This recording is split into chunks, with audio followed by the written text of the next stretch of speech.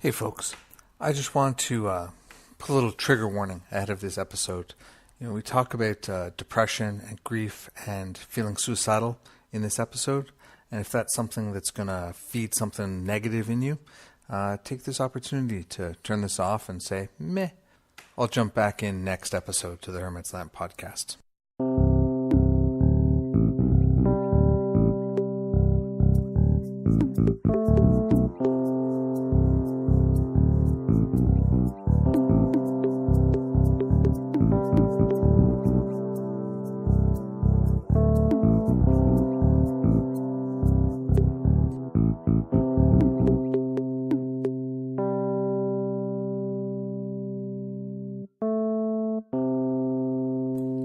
Welcome to the Hermit's Lamp podcast.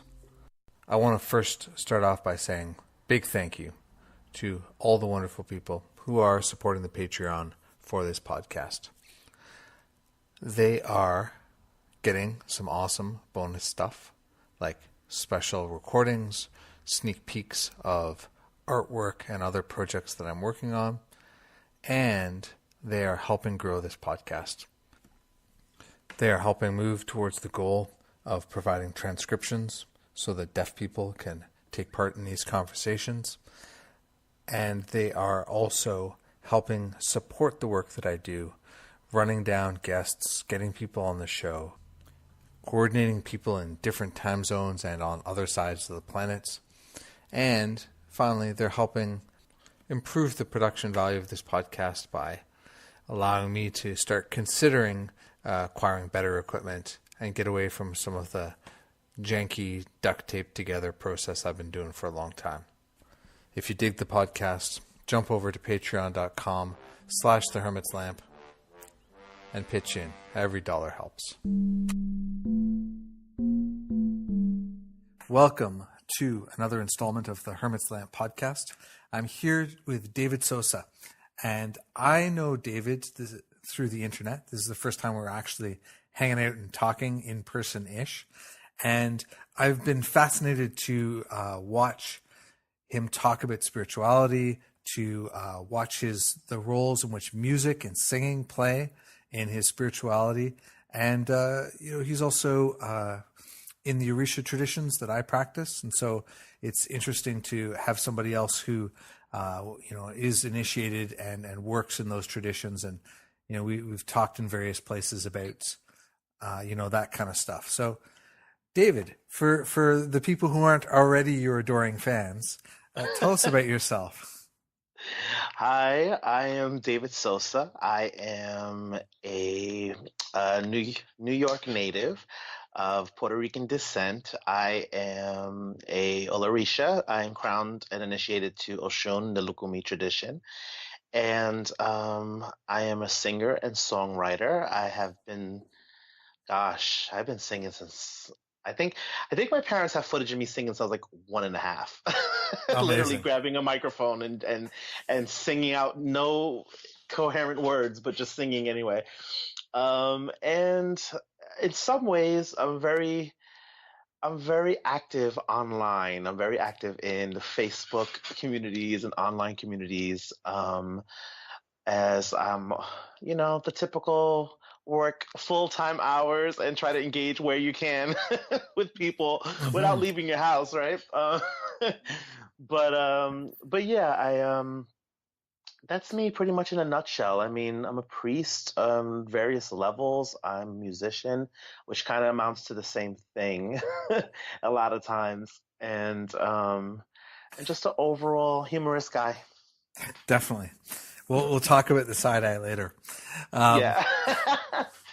So tell me, was there a time where you sort of remember a first experience of like connecting spirit and music? Was it always together, or was there sort of a moment where something shifted for you? I think it was always present, but I don't think I realized it. Uh-huh. I don't think I realized it and made a connection. I know this is going to sound really funny. I probably made a connection about it within the last 3 years, Okay. as long as I've been singing. And I think just in the last 3 years, I had went through I can't even say 3 years, but yeah, just about 3 or 4 years. I went through a transition in which I thought I was going to stop singing.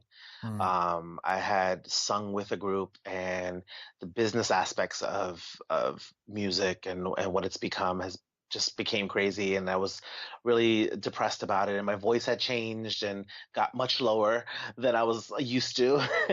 And I kind of had got into a funk, and I'm like, I'm not doing this anymore, like whatever. And funny enough, I wound up meeting two friends of a friend who wind up opening a spiritual center. And they had holding auditions, and they asked me, "Hey, we've heard you sing. We think you're great, and we would love if you auditioned for our choir." And I was like, why not? That'll get my like singing out of my system without having to really perform and do anything anywhere. And it wasn't until like they were picking these songs, these original songs that are based on like new thought, and I realized that they were really teaching me spiritual principles mm, that I probably all this time as being a spiritual person, as much as I thought I was a spiritual person, I never really correlated with myself. And I realized that I had attached a level of fear to music. And I think part of that was I was afraid to minister. mm, I was afraid to really engage spirit in that type of setting and allow myself to fully connect. And something switched in that period, and it was one of those things where they really pushed me and forced me to face my fear. And I started realizing that I was not just singing anymore. This wasn't about making pretty sounds and performing or whatever the case may be. This was really moving energy mm, by sound and really stirring something up in people. And I, realize I'm like these moments where my eyes are closed and I feel that tingle from the back of my neck all the way down my arms. And I'm like, oh gosh, and up the crown of my head. And I realize that it's while I'm there and I'm doing what I do, it is definitely more than me that is singing and or providing this sound and these words, because the words are very improv. It just comes. mm. And to have that validated by people, post a service to say, you really helped me, and I listened to your song all week, and it brought me through the week. And I'm like, Mm. what? So in those moments, um, what's coming through? How is that coming through? Is that God singing through you? Is that spirit? Is it I mean, because we have all these different words for it, right? Do you have a Yeah. sense?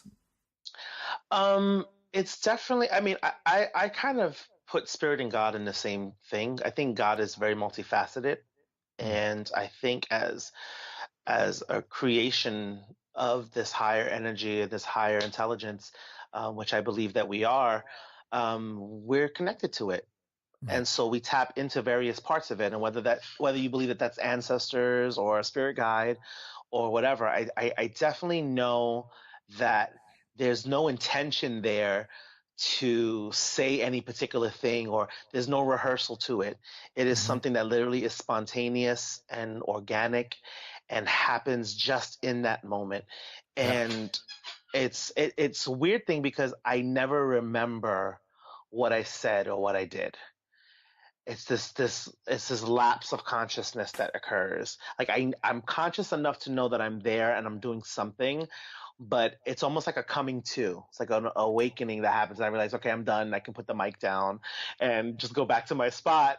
But to look out in the audience and see, possible tears, or to see, that someone looking at you, and you can tell that you've touched them in some way and that something happened. It's very odd. It's like, wow, like I didn't equate my musical abilities to anything spiritual, Mm. and I didn't realize how wrong I was this whole time. It reminds me of what happens in misas and stuff too, or my Yeah. experience of misas, right? All of a sudden, I'm standing up and like, like from my point, I'm just vocalizing. It's words, but I'm not really directing that show. That's that energy, that spirit that's there to speak is like, grabbing my tongue and saying, "All right, I got lots to say to this person," and That's out it exactly comes, it. right? Yeah. Yeah, that's exactly it. And it's just in a musical form. It's Hmm. literally these words are coming out of nowhere that are speaking to people in the audience who need to hear that thing and need to Hmm. feel that thing. And the funny thing is that there's such I don't know, a cathartic and this feeling that comes over you afterwards. You're literally exhausted afterwards because you know you Mm. gave something. This energy just came out of you, but you minister to yourself. And it's one of those spiritual principles that you realize that when you're taking care of you and you're, you know, whether you feel you're raising a vibration or you're putting a different type of energy on your aura, it affects your environment. People Yeah. around you are affected. Sure. And so that's what's amazing about it. I think I'm always humbled to know that I'm able to be used in that particular, you know, moment and times. I also think it's fascinating, at least in my experience, maybe you'll tell me if it's the same for you. There's this, what I noticed, everybody's always interested, because I work as a card reader and because I'm sort of very public and stuff. People always come in like, what do you do to like make more money? What do you do to, whatever, right? And I'm like, and I mean, there's stuff sometimes, right? Like we'll be honest, there are things, right? Yeah. Um, but like the best things that I can do is I can just go work the Orishas for like, not my Orishas, but like help out at an initiation, help out with something somebody else needs.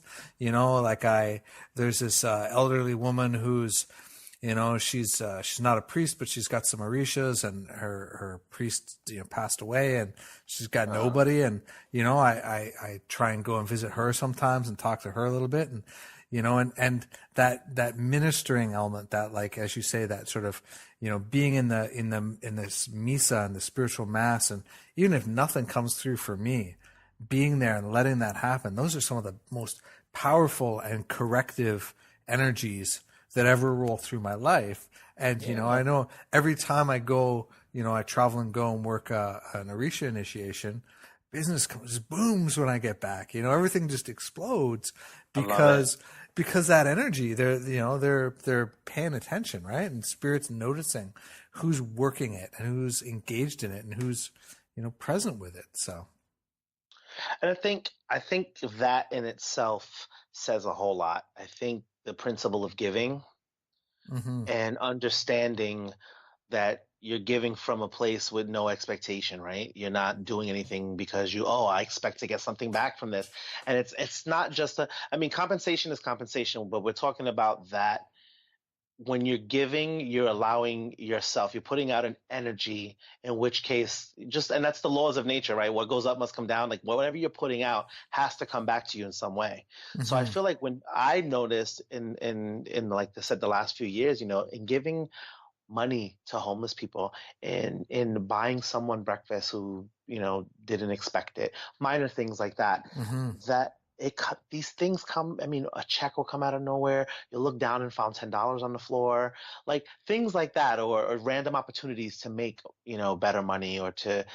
It's just amazing that the art, the spiritual practice of giving really does allow for one to receive. Hmm. Well, It's a very real.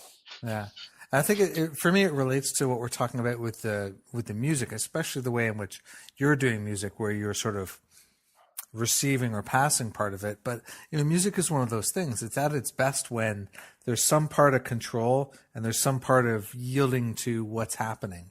And it's that sort of duality of it where it really flows and moves, right? And for Absolutely. me, my movement with spirits or spirits and all of those things kind of follows a similar pattern.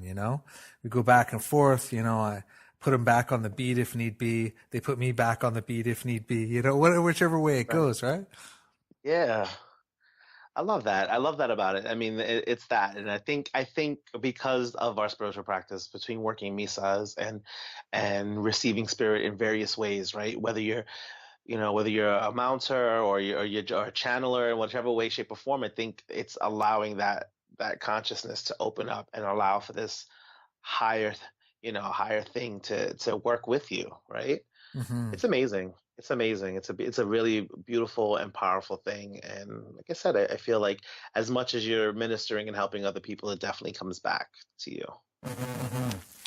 But I mean, so one of the things that I know about you from being on the Facebook land and places like that, though, is, I mean, you minister, but you're also somebody who's out there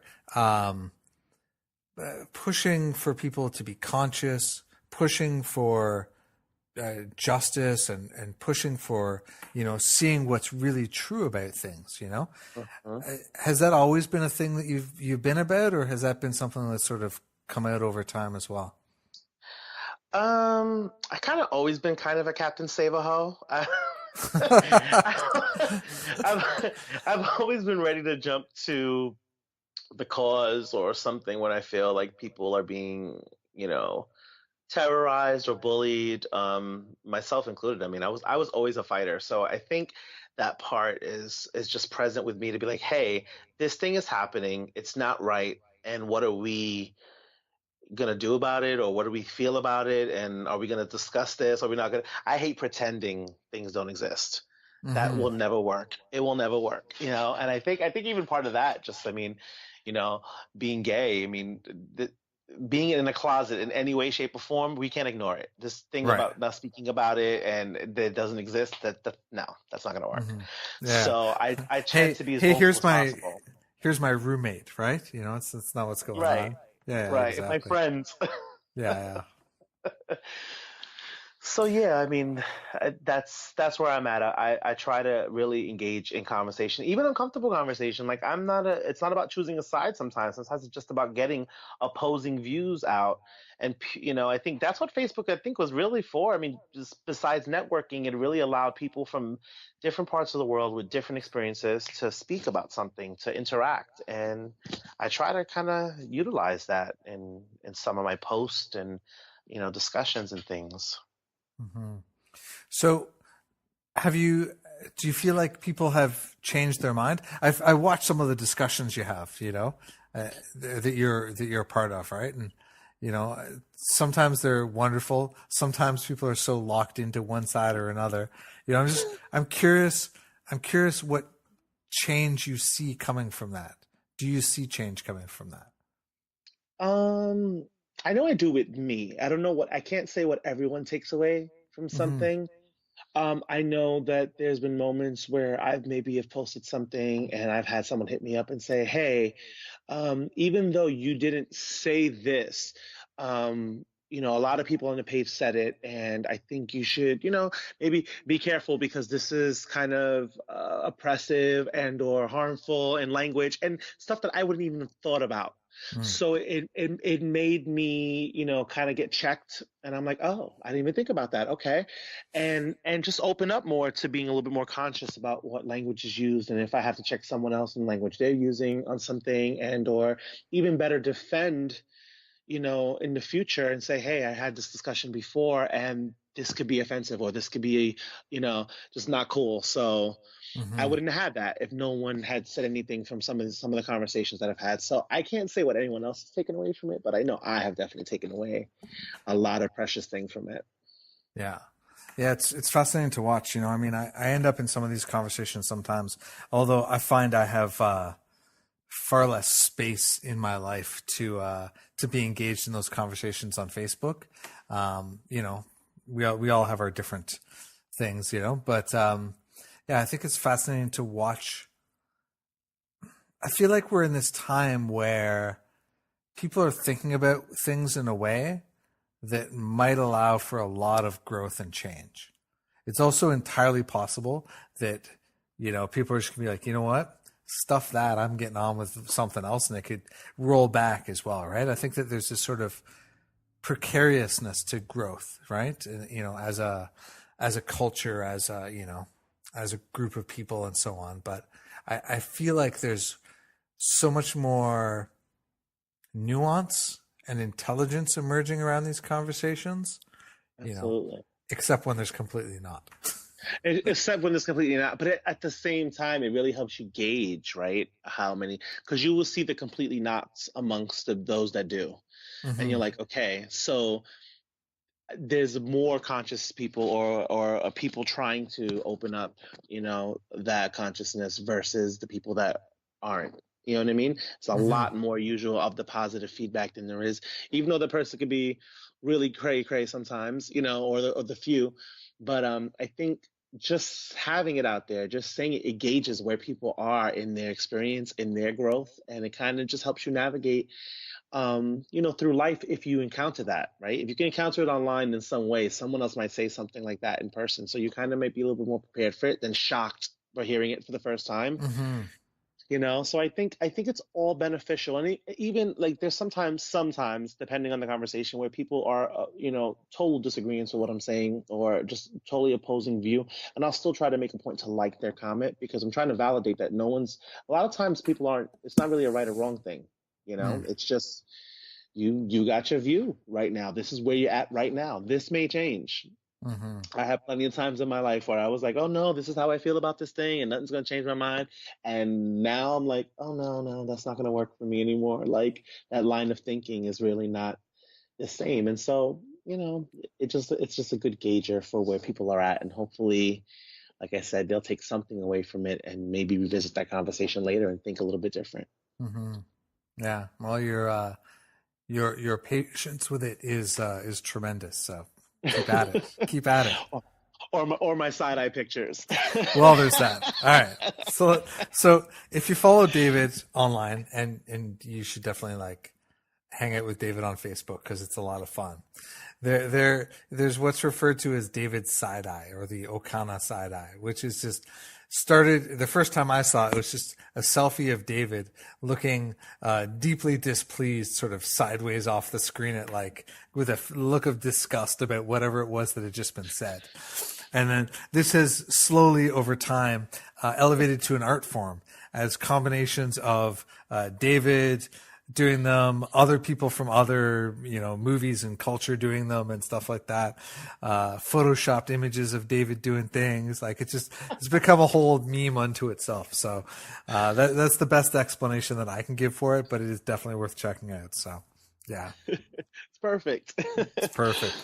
So how did you come around to being involved with the Orishas then? How did that happen for you? Oh, that's a good one. Um, so I was raised a Jehovah's Witness, which Okay. was pretty funny. And my parents, unbeknownst to me, had interaction with the religion to various degrees. My grandparents on both sides, being from Puerto Rico, had some some recognition of the faith. And you know how Puerto Ricans are. They're on their own. They're very different than Cubans in how they approach Orisha and stuff. But sometimes they have like private altars and shrines at home and things of that nature. I had a grandmother who lived in the Bronx, my father's mother, who was like a Misa queen. She was holding seances and misas in her house at all times and had a big statue of Yemaya in her house. And, kind of this whole interaction between Aperitimo and Santeria and Lukumi. And it's funny because I never knew this until I started getting involved. Um, and I actually met a friend of mine at a hospital I was working at the time, and she knew that I was living at the time. I was living at the time with my cousin who was Wiccan, and I had just left, being a Jehovah's Witness, and I knew that that wasn't for me anymore. I'm like, whatever that judgmental God and or thing is, I can't do it anymore. So my cousin, being a Wiccan, was like, oh, you should come do circle with me, and we'll do this. And I'm like, I don't know. And I still had a lot of fear from the Christian, background. Like, I don't know about all that right over there. And she eventually warmed me up into, doing a few little rituals with her. And it was really a beautiful thing because it was the first time I think I was really aware of energy without being so scared. As a child, I was kind of traumatized and haunted by spirits in the house. Mm. And all I was told was to ignore them and pray it away, which didn't really work. Uh-huh. And so I always had this fear of the supernatural, of anything I could feel but not really see. And that was the first time I think dealing with my cousin in that environment that I was being more open to energies and the unseen, but really what I felt. And so upon meeting my friend, she out of the blue was looking at me. She was like, "Have you ever heard of Santeria?" And my first response was, "Oh, hell no. That's the devil. I'm not into no chickens and goats in the basements." That's exactly what I told her. I was like, I will Uh-huh. never, and, really backward, again, Christian crazy rhetoric. And she was like, "No, it's not like that. You should come to my mother's birthday. She has a birthday for when she got initiated to Yemaya, and you should come to it. And it's just a get together." And I was like, okay. She got me by telling me there was gonna be food there. So I was like, boop, Uh-huh. Puerto Rican Boom. food from a mother. I'm there. And I walked into this house and I saw this beautiful, then I guess shrine of Yemaya, these soup tureens and this flowers and fruit and colors. I was just kind of mesmerized by the beauty of it all and this communal family get together around it Mm. that I've never really, I think, experienced in the church or in the Kingdom Hall, I should say. And I just kind of was kind of floored by it, but I still didn't understand it. I didn't know what was going on. And her and her sister, so my friend's mother, her name is Carmen, at that point had Yemaya 32 years, and her sister Martha, who had Oshun done maybe 38 years by then, had looked at me and both were like, "You're such a child of Oshun." And I'm like, "What does that even mean?" Like, I was like, "I don't Uh, understand what that means." And they're like, "You don't got to worry about it now," but they're like, "You're just," and I'm like, "Okay, whatever."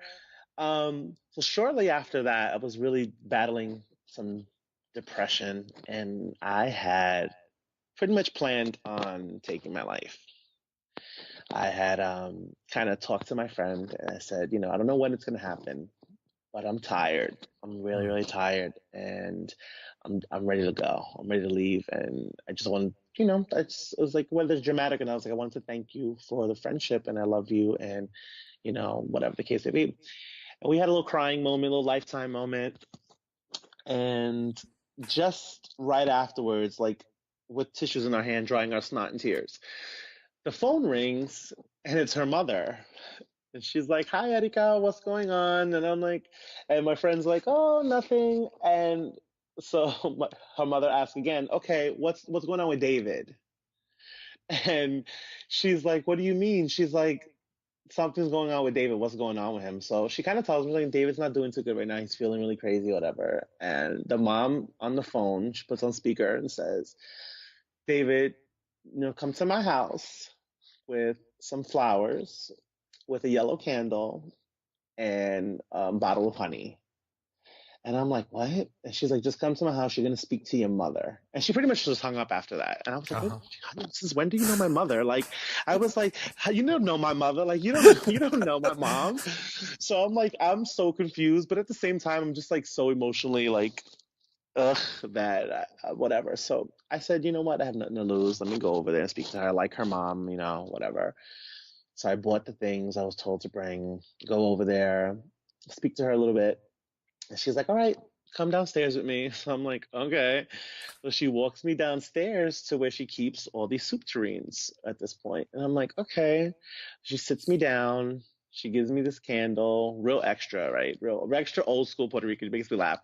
She like takes the honey, she puts it on a plate, she rolls the candle in it and puts gold glitter on it and puts it in this back in the glass case, and then she puts the flowers there in front of me and she hands me a bell and she puts this white and gold soup tureen in my lap. She takes the lid and just lifts it up a little bit and just kind of like, puts it off center so it's open but not completely open. And she's like, "I want you to ring this bell and I want you to talk." And I'm like, "What?" She's like, "Just let it out." She's like, "Imagine that you're a therapist." She's like, "Just go and talk and I'm going to go upstairs and leave you alone." I felt like the only fool sitting with a bell in my hand and a soup Uh-huh. tureen. And I'm like, "What the hell am I supposed to do here?" And So I'm and like, if you follow the "Whatever." Orisha tradition, sooner or later that's you, right? You're like Right. sitting there with the sopera, the whatever, and the bell, and you're just Yes. like bawling your eyes out. Right. So I'm Yeah. like, "What is this? I have to have a conversation with a soup tureen." So, so I start ringing the bell and I start just talking. And I just start letting it out, and I just start bawling, ugly cries, booger snot, like all of that happens.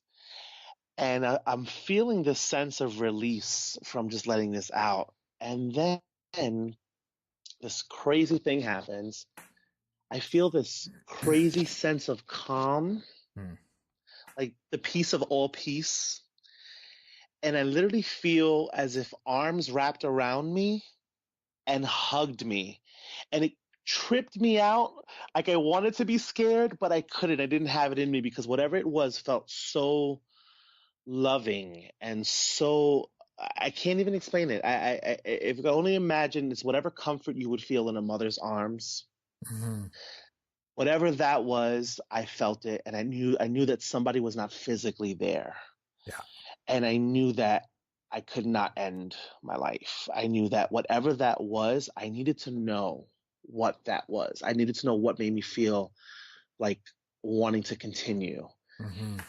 And I sat there almost just trying to figure out what the hell just happened. And she came back down, real calm, child of Yemaya, you know how they are, and proceeds to read my whole life down and tell me about all the things that I'm not doing, am going to do in the next few months, and that I should be doing.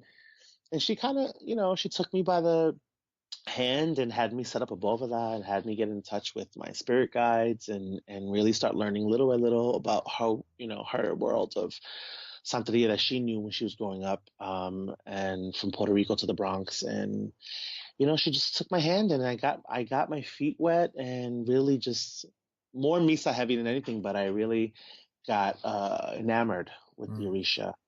And here I am today. Oh, Yeah. child of Oshun, like she said. Yeah. I'm a fair Ringing Oshun. bells. Yeah. Yeah. But it's I think it's one of those things that's hard to understand until you experience it. I remember so a while back, two of my brothers passed away Mm. within 6 weeks of each other. All right. So, And thank you. And after we'd waited the 3 months to kind of let them settle down, I sat down and got a reading from my elder to find out what needs to be done. Right. I'm like, there's a lot of tragedy. What do they need? Right. And, and as you would imagine, I was sinking in that. Right. Like it just was so intense, and to have them be so back to back, and, all these kinds of things. Right. And, so my elder did the reading, and he was basically like, yeah, they don't need anything, but you do, dude. You're done grieving. He's like, that's it. When this reading closes, your grief is over. You gotta stop. You're not allowed to grieve anymore whatsoever. And on the one hand, there's like this sort of obvious piece of like, okay, I gotta stop fixating on that, right? But the reality was, it was like somebody reached inside of me and found the big pocket of stuff that was hunkered down in my heart and my soul, and literally just scooped it all out and be like, you don't need this anymore. You're done with it. It's gone.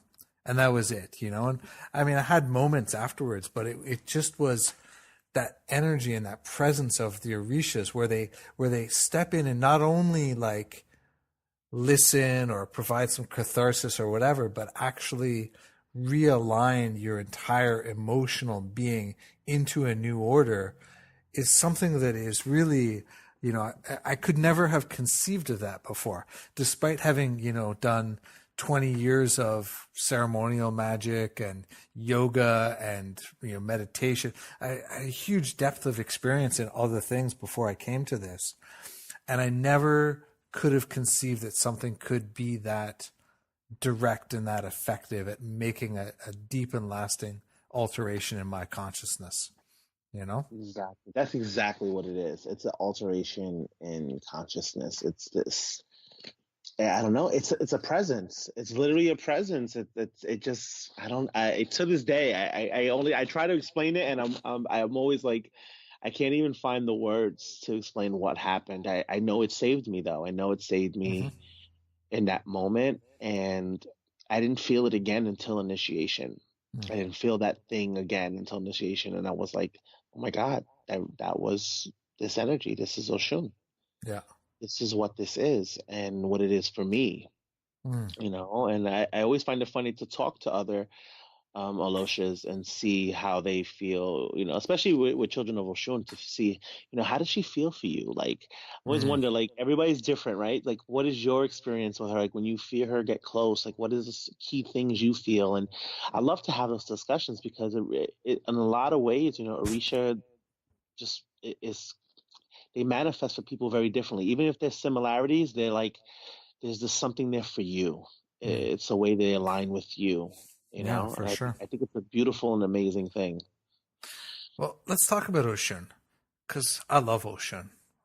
My fair phone Oshun, right? Like, Yeah, she's been such uh, a force in my life, Um, but like, I mean, Oshun, I think, is one of the most misunderstood of all of them, like, Shango, sure, he likes to dance, he likes to party, like he's macho, sure, what, like we get that, like different, there's these different Orishas where what people say about them is kind of more in alignment, I mean, with what I understand of them and have experienced of them. But with Oshun, I feel like there's this sort of so many misconceptions and so much veneer of other things on top of her that people put out there that I'm always curious to try and learn more about her because she in some ways is the most mysterious of them all to me. Yeah. So she tell is. me about Oshun. What is she? What is she? What is she not? I think it's not so much what she's not. I think it's that she's always more. Mm, She's always more than you'll think you see. I think that's a large part of this notion of the mirror and the reflection concept. I mean, it's more than what you just see. Looking back at you, it's more than what you see at a surface level. I think Oshun in her very nature, and depending on whether or not you listen to various authors and how to describe the root of her name, one of the things they um, had talked about with Shun with that word was source, mm, and it made me laugh because I'm like, I kind of get that. It's always come back to source or come back to self. mm. And I think Oshun is very much about that. It's not about selfishness, but it is about a centering of self, a self-centeredness in which you have to check back in and really have a conversation of accountability with self and boundaries with self and say, hey, do I like what I see? Mm. Do I like where I'm at? And if not, what am I willing to do to change that? Instead of getting just caught up in the look of whatever that look is, be it figuratively or physically, it's if you want to change and you want something more, then what are you willing to do about it? And she will push you. She will push you into figuring that out or constantly facing yourself, whether it's facing yourself, the reflection of people in the company you keep, Mm-hmm. or certain situations that keep arising for you to get knocked on the head a little bit and be like, are you paying attention? Mm-hmm. And but it's always about you. So it's a very self-empowering Orisha. She really makes you center on self and realize that, hey, I have the power to change these things around me. I have the power to unite and attract certain things. And I think the attraction portion is always misconstrued with flirtation only. And I think, like I said, it's always more than that. Is she flirtation? Absolutely. Is she the sexual conception? Absolutely. Is she orgasm? Absolutely. But it's that desire and want to be a part of that interaction. It's the, electrons and protons, and Yeah. it's everything that bonds.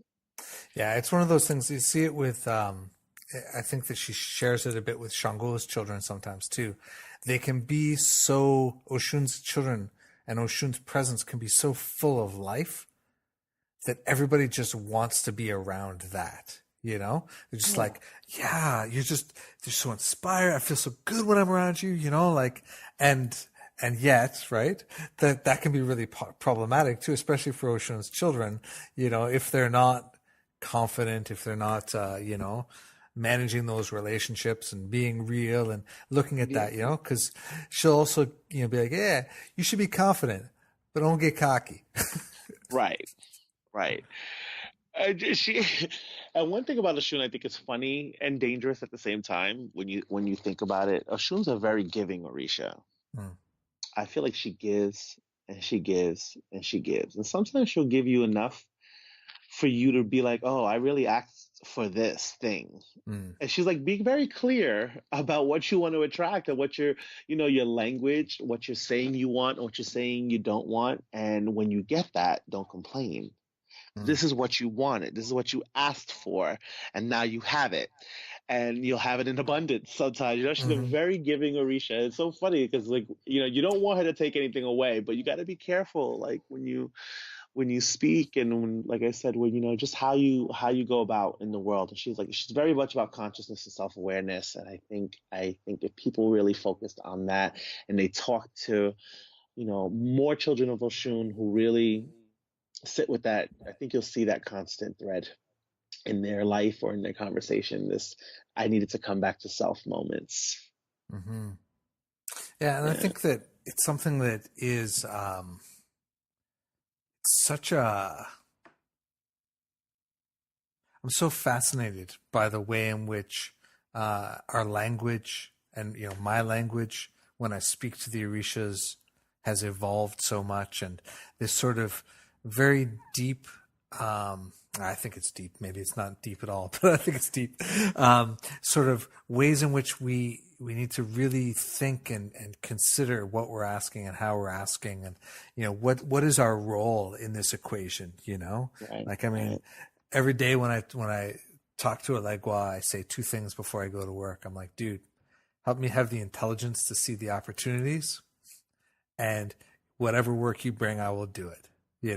That's my deal with him every day, and I'm not like, oh dude, I need a new iPad, or, I'm like, it's like, oh man, I just, bring the work, I'll do the work, and help me be smart about it, cause we're in this, right? Like whether we're talking, whatever we're talking about, we're always in that equation, right? And that, that sort of idea that the Orishas can help tweak our awareness, but it requires, humility is not even quite the right word. It requires a willingness to sort of check your sense of self in relation to spirit that is, I think, tough for a lot of people. I mean, that's the language, unfortunately, that surrounds a lot of Orisha, and actually in a lot of most religions is this notion of external. Like, these are external gods. You do this external ebo, and that happens. And it's like that's never going to be it. I don't care what tradition you follow. Mm-hmm. You have to be part of the medicine. You have to be able and willing to not only do this symbolic, physical cleaning, so to speak, or offering, but what are you offering of yourself to change or to put forward?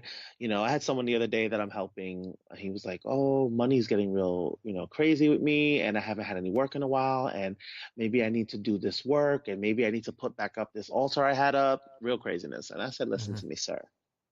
I said, what is it exactly do you want to have and feel? A sense of, prosperity and financial security. I need some money to come in, and I need a man. And I said, okay. I said, and what exactly are you doing outside of lighting candles to do that and get that? Mm-hmm. And he had a moment of dead silence. And he was like, checkmate. And I was like, that's my point. Yeah. And I'm like, if you think that it's just all this mysticism and that you get to sit back and watch this thing unfold for you, that's not the way it works. Yeah. It's a partial agreement. You have to be willing to check yourself, to humble yourself in the essence of the allowance. So you don't control everything, but you do have control of self. And so you always check back in there and try to make a better decisions. No shame, no blame. You didn't do it yesterday. You didn't do it last year. That's fine. What are you going to do now? Yeah, for sure. And I think that is, that's one of the lessons I've learned from this journey is just check back in and be like, all right, all this is happening around me. What do I want to do about it? Mm-hmm. And then do it. Yeah. Or do your best with it, right? Right. There's no getting it perfect. We do better. We try. New challenges arise. They suck. We fall over. We sit at home and eat mac and cheese for a long time. We get up, we go back to the gym, Exactly. Right? Yeah, for sure. And So what do you see coming down the road for you here? Like you've been doing music, we've been talking with spirits and stuff. Is there a David Sosa's greatest hits coming out sometime soon? Are you are you moving into spaces that beyond sort of beyond the center where you're doing the singing now? I am. I've been recording for the last 2 years or so, little by little. As I said, working full time and trying to find time and money to record and Yes. perform, all that good stuff is a very hard thing to do, especially living in New York where everything's expensive. But I've definitely been recording. And kind of just putting together pieces of. I've wrote a lot of music in my life, and a lot of voice notes on my phone. Uh-huh. And so I have been just picking out these stories and situations that I feel tell a little bit of my story, but really tell about a transcendent experience. And so a large part of my project that is coming out is literally about again, learning about self and learning about self through relationships sometimes and Hmm. through interactions with others and getting in touch with spirit, which is, I mean, it's my whole story. So I'm kind of putting that to music, and I'm excited and a little nervous about it, but more excited than anything else. Nice. And are you doing the music side too? Is there instrumentation with it, or is it predominantly vocal? Um, Or? it's more my thing is the songs are written by me. They are musically arranged by myself as far as vocally. I do have producers that I work with who provide the actual instrumentation, and it's a joint effort. Like I'll sit down and sing my idea, and they just vibe with it and start playing. And I'm like, either yeah, that's it, or no, that's not it. Hmm. And just try to create the vibe together. It's like very creative work to have two people get together and try to make this baby, so to speak. It's really, really cool process, and I really like it. That's awesome. Amazing. When I posted that you were coming on the podcast, everybody was hoping you would sing for us. Is that something we can impose on you? Can we? Oh. Let me tell you, the sleep I have not been getting, you Uh-huh. would not want to hear me sing right now. All Trust me right, when all I right. tell you. Well, we'll link to some stuff that people can listen to online. So yeah, everybody says no when I ask them to sing on the podcast. I don't know what's up with that. You know what it is? It's not even, it's honestly, I would totally sing something. I need sleep. I really need sleep. And any singer will tell you water and sleep. Those are the two things we require Yeah, so badly to sound okay. fair enough. I mean, that's the secret of life, right? Get enough sleep. Yeah, I don't know, that sleep never and happens for water. me. And drink a bunch of water. Yeah. Oh man. Well, let me let you go and get some sleep then, and let me say thank you so much for being on the podcast and having this conversation with me today. Oh no, thank you for having me. It's a pleasure. And anytime you want me back, I will definitely be there. Perfect. And should I point people at Facebook if they want to come and see some side eye? you definitely you definitely go on Facebook. I also have a YouTube channel. It's David Sosa, and I'm all around. You'll find me. There's only one me. Perfect. I'll put the links in the show notes as well. Thanks so much, Sounds David. good. No problem. Thank you. Thank you, as always, for listening. I hope you've really enjoyed it. A big thanks to the lovely human beings who have put some wonderful reviews on iTunes for the podcast. Please do consider supporting the Patreon. I sound like a PBS ad, but seriously, even $1 helps. It all adds up towards being able to make all sorts of exciting things happen, both for yourself and for others. So head on over to patreon.com/thehermitslamp or use the link in the show notes.